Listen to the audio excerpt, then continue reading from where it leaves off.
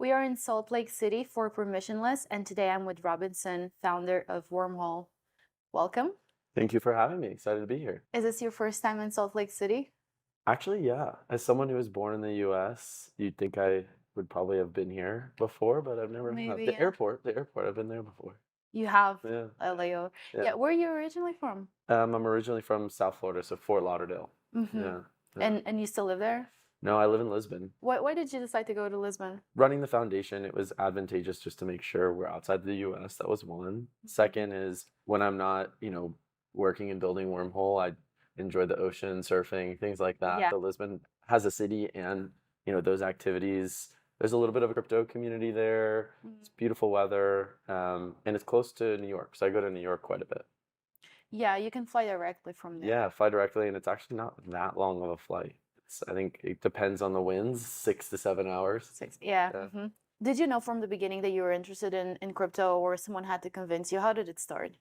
Oh yeah, I had like your standard kind of 2017 mining red pill story, but at the time I was at a company called DoorDash, and I I was actually living with someone who was mining Ethereum because back then Ethereum was proof of work, it was not proof of stake.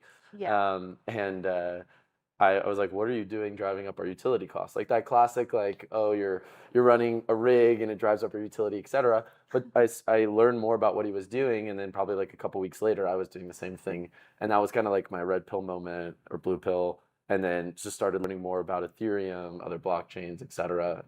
But yeah, it was back in 2017.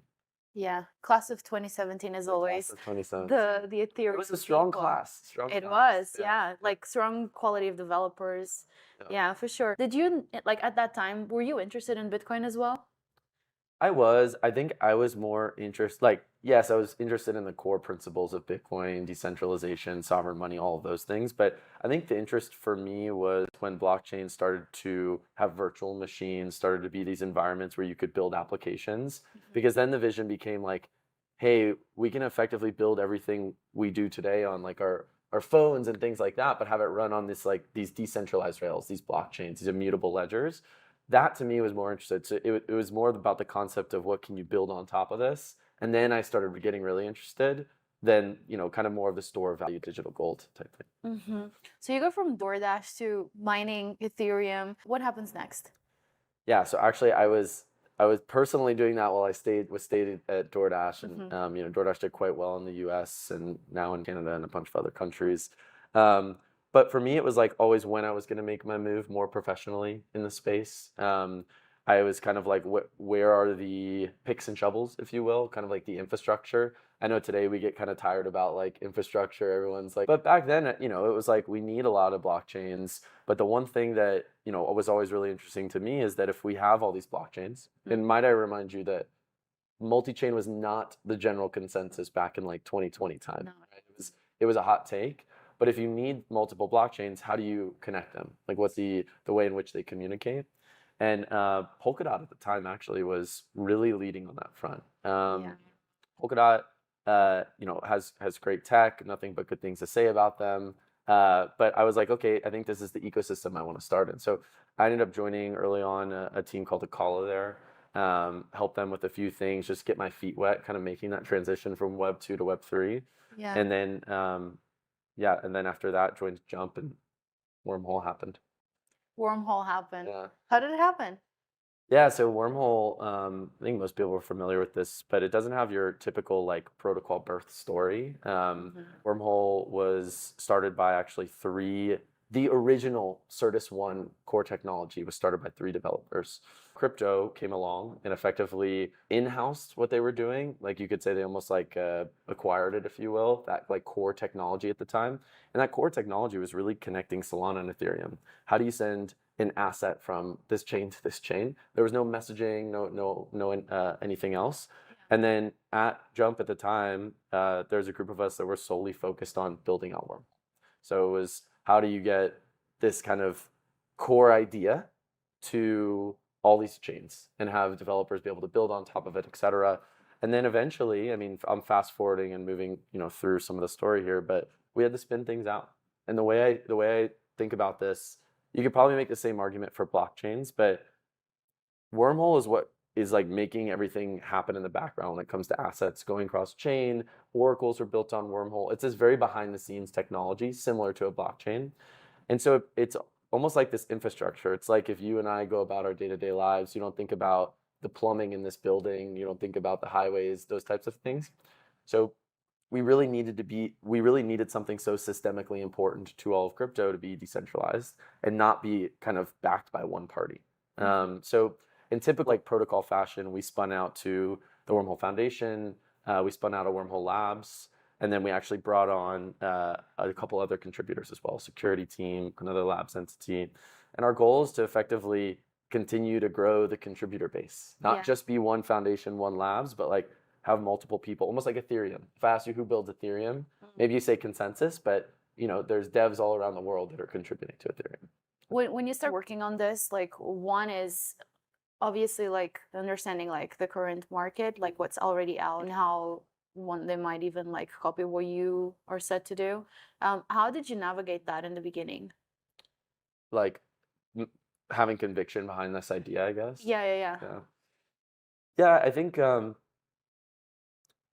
if you're, I would say a few things, and these are more of like things I try to keep in mind. Like if you always are following, or if you are obsessed with what others are doing or competitors are doing, you'll never end up leading because you never take a risk to like, hey, I think this is a better way to do it, or it's just like a general principle I try to follow. And even within the company today, really it's very easy in this industry to be competitor obsessed, like see someone post on Twitter and you're like, oh my gosh, they're doing X, Y, and Z, we got to do X, Y, and Z.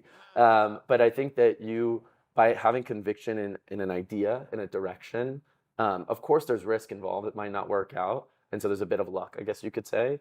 By having that, you can end up leading.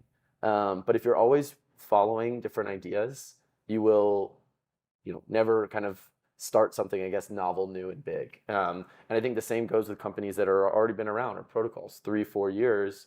If they're just chasing what all of the other, let's say the blockchain L2s are chasing what other L2s are doing, we're chasing what other interoperability protocols and so on. You'll never lead. You'll never have that moment where you put out an idea and a product that ultimately catches on and gets product market fit. So as you begin to work on this, how do you explain to other people that this is better than what's already out? Yeah. I think first it's helpful to like understand what Wormhole is. So I'll take a quick step back and then I'll get into why it's better. Most people will say, and I'll keep this short, Wormhole's a bridge. Wormhole is not a bridge. Wormhole powers bridges, powers multi-chain applications. And so what I mean by that, and I'll use an analogy, is that the way to think about Wormhole, and this is a rough analogy, but if you've ever wired money, you've ever sent money between two banks, most of the time, sometimes they're the same bank, but a lot of times, especially international, it's different. Yeah. Those banks have different databases, different systems, different processes that they have to follow. And really, they don't talk to each other. Like they don't have a way to communicate. So Swift is almost like this company that I view them as like a translation layer. It enables you to send money effectively between these different chains. Banks communicate with these banks. We do very much so the same thing. So we help blockchains communicate with one another. Solana to Ethereum, Ethereum to Arbitrum, and so on. But once you're able to do that like core thing, you can build all types of stuff on top of it. And in 2021, 2020, like DeFi summer, we saw people build bridges, which were very much so like the main product market fit. Like, how do I send my asset from here to there? I'd argue assets are still like 90% of product market fit today. But back then we saw people sending punks, cross-chain, sending Bored Apes cross-chain. So, but what I'm trying to say is that I think there's a difference between a token bridge, which is definitely, there's many built on Wormhole, and then what Wormhole is, which is an interoperability platform. And then you can also build things like Pyth. Pyth, the Oracle, if you're familiar, uses Wormhole messages to send price feeds cross-chain. So all that being said, I think it's helpful. It's like this systemic web, if you will. And security is super, super important. So I think security is really where Wormhole shines. Most teams in this industry actually will do this, which I don't think this is a bad practice, but here's your normal, I shipped new code, what do you do next? You get an external audit, right? You go and pay an auditor, there's many auditors, you'll pay like, I don't know, however much money to get it audited, and then you're like, good, my code is great, I'm gonna put it out there in the wild, open source it, whatever. for us, we actually, number one, we internalized our security team. So we have a core contributor. We have a number of people that like are internal to the team on security. Okay. So we always do internal audit. We still do external audits. We still think they're great. But I think one of the best things is we have what I call defense in depth security. So I'll explain this. Won't get too technical, but the way I think about defense in depth, have you ever seen Harry Potter? Yeah. Okay. So Voldemort, the villain, the way in which you kill him or the antagonist is he has these things called Horcruxes. They're like pieces of his soul. I won't get too into the lore there, but in order to kill him, you have to effectively kill those Horcruxes to get at to ultimately get to him. And the way to think about defense in depth security is you have to kind of get through a number of different layers to ultimately get at a vulnerability in Wormhole. So we've built out all of these different things to make it. Someone actually gave me a good analogy the other day. It was like if a ship's sinking or has a hole in it, there's actually chambers so the whole thing doesn't sink in a lot of like cargo ships. So you would like close the one part off. But anyway, I think I would sum it up. There's a lot of things I could say. I think we do a great job. This is such a BD type thing because it's a network effects business, right? You need more people using Wormhole. That's how you grow, just like a blockchain mental model. So I think we have a really good technical team, security team, et cetera. But I think security is one of the most important things when it comes to interoperability, and I think Wormhole does the best in the industry. I think like every other project, like there's always a moment that sort of highlights a vulnerability. Yeah. And I'm sure like you've been through that. Yeah. How was that experience and how did you like prepare everyone in the team to quickly respond to it and adapt? Yeah, I think when we think about Wormhole, I used to get this question, we used to get this question a lot, or still do sometimes, but now we view it as almost like a battle-tested badge, right? We were in a fortunate position where one of our larger investors was able to effectively like make everyone whole very soon after the incident happened, which is pretty much unheard of at that size. So that was one thing, prioritizing users. The other thing was I would say you kind of know what a team is like or know when you see them with that adversity. So now Wormhole today is like a team that is going to be here for a while, right? We're going to push this thing. Yeah, you're not going to pack it up and be like, shoot, this happened and I'm sorry and kind of move on. So I think that we look back on that now, and it also, last thing I'll say is it also really pushed us to build out the security org we have today. So internal security leaders from Web2, the robust defense in depth. So it's like this piece of our history that really helped harden Wormhole as a protocol. And I think now, especially given February, I think will be 3 years since the incident, now we feel like very good about it and are almost, again, like I said, use it as a badge of honor to say like, we'll be here for a while. We're prioritizing security. We know what it's like and we'll put users first. It definitely feels like very solid this year. I feel like a lot of people feel about it like that. 3 co-founders, right? Yeah, so Wormhole today, I would say, so there's 2 kind of core contributing entities. There's the Wormhole Foundation, Wormhole Labs. Wormhole Labs has 3 co-founders. Wormhole Foundation is 2. And so I'm myself and Dan are on the Wormhole Foundation. Did you ever have any disagreements? I think I'm pretty lucky in this sense that we are, there's a really good mesh. And I know that's like a boring answer. No. And you're actually making me think about how I should be more grateful that, we work so well together. But, there's stressful moments, I would say, heated moments. I wouldn't say it's directed at one another. It's more of, fire drills and all these things that happen. You need to like address them, but we all kind of fill each other's gaps. And no, I would say, again, not to be boring, but I think like there's a really good mesh, and I'll probably walk away from this being more like we're lucky to have that. Yeah, for sure. It's very common. But it's also common for fallouts to happen too. Yeah. Yeah. So common. As you're building this, is there like something in hindsight like you kind of wish like you had seen sooner? Yeah, it's a good question. I think, and this maybe gets a little too in the weeds, so I won't go too deep into it, but more around like strategy of where interoperability as a category is going. So I would say there's 2 buckets. First bucket is asset interoperability, and then there's what I would say message interoperability.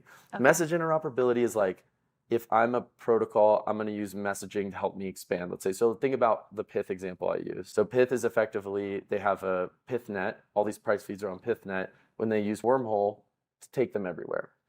Then there's asset interoperability, which is probably what you've used a Wormhole bridge for, or powered bridge, or a lot of like institutions now use Wormhole to take assets cross chain. What I would say is, I think for a while, and we still are, but we really, really prioritize what I would call the messaging side of things. I think it's extremely important. We're leading on a lot of those categories in terms of like the things you're able to do with messaging with Wormhole. But I think today we have to be honest with ourselves that as much as we want to see all these cool use cases come to life on the blockchain, 90%, 95% is asset related. And that is okay. That is okay. There's a huge industry.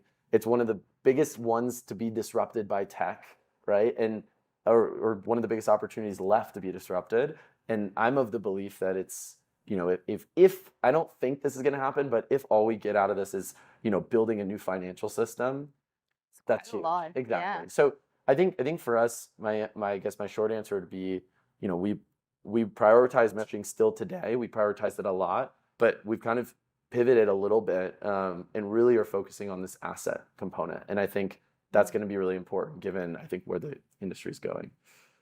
Yeah, absolutely. And where do you think it's going? I think just what I said. I'm not going to be one of those people who's like, yeah, Web3 game. I'm not going to pump up Web3 games, but I'm also not going to put them down. Okay. I think they'll find their place over time. I also oftentimes use this kind of like thought exercise around like Web3 gaming and institutions and AI. I think a lot of people get kind of annoyed with like the hype of them, and they die, and the hype and they die. We are kind of wired to have this like short-term AI is popular now, let me go outside and see all the benefits ASAP, right? Like it's almost like you want there to be all, and I think ChatGPT obviously did do a good job of this. But another example, just to like bring it home, is institutions, right? Since 2017, we've been saying the institutions are coming. Yeah. But the thing is these things don't happen overnight, and AI doesn't take jobs overnight. You actually look back, someone does some like analysis, they look back and they go, over the past decade, AI has taken away, 4 million jobs from retail workers in the US, right? It's these like progressive things over time. But now I think we are at a point where, even though we were saying the institutions are coming in 2017, the institutions are in fact here. We work with a lot of them. They're very focused on the financialization side of blockchain. So just to full circle, bring my answer back, I think, again, we're very focused on the asset, the financialization aspect. However, we're still building tools for those that are building games, that are building social, et cetera. But I think the large amount of where this industry is going to focus and be going in the short term, at least, is, again, the financialization piece. Yeah, I agree. Is there anything like growing the company and building new tools? What are you like focused on? Yeah, that's a good question. I would say there's two main categories of people we're focused on. So if Wormhole does a good job with a developer, you actually don't know you're using Wormhole, which is a weird thing to happen. But like we want, I would say, if I were to simplify my answer, we have on the developer side, we want more teams to build multi-chain applications, in short.